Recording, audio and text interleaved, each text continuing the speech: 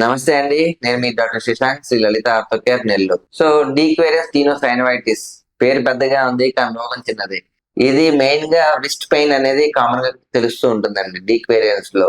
అది కూడా ఆడవాళ్ళు ఎక్కువ చెప్తా ఉంటారు, బరువు ఎత్తలేకపోతున్నాము, మణికట్టుతో ఏం పట్టుకున్నా సరే నొప్పి వస్తుంది అని. సో ఇది ఇక్కడ ఏం జరుగుతుందంటే, డీక్వేరియన్స్ అనే ప్రాబ్లం లో మనకి టెండన్స్ అనేవి ఉంటాయి. అంటే మన నరాలు అనుకోండి, రక్తనాళాలు, ఈ నరాలు. సో ఈ నరాల వల్లే మనకి ఫింగర్ మూమెంట్స్ కానీ ఏ మూమెంట్స్ అన్నా టెండెన్స్ అనేవి లాగినప్పుడే జాయింట్ కదులుతుంది అనమాట.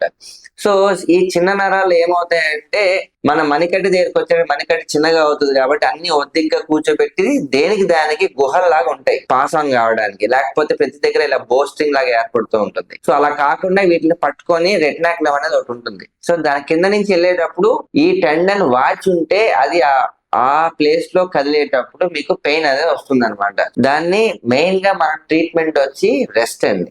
మెయిన్ గా ముందు మనం ఈ మూమెంట్ ఆపాలి. మూమెంట్ ఆపితే టెండన్ వాపు తగ్గుతుంది, మళ్ళీ ఫ్రీగా మూవ్ అయ్యే ఛాన్సెస్ ఉంటాయి. సో మందులు వాడుకుంటూ మనం పని చేసుకుంటామంటే తగ్గదు. మందు వాడిన సేపు నొప్పి తగ్గుద్ది, దాని తర్వాత మళ్ళీ నొప్పి వచ్చేస్తుంది అనమాట. సో జాగ్రత్తగా ఉండండి. దీనికి బెల్ట్ అనేది కూడా ఒకటి వస్తుంది. ఆ బెల్ట్ థమ్స్ పైకా అంటారు. ఆ బెల్ట్ వేసుకొని మందులు వాడుకొని ఒక నెల రోజులు మీరు చేయి కొంచెం రెస్ట్ ఇస్తే మీకు పూర్తిగా నయం అవుతుంది.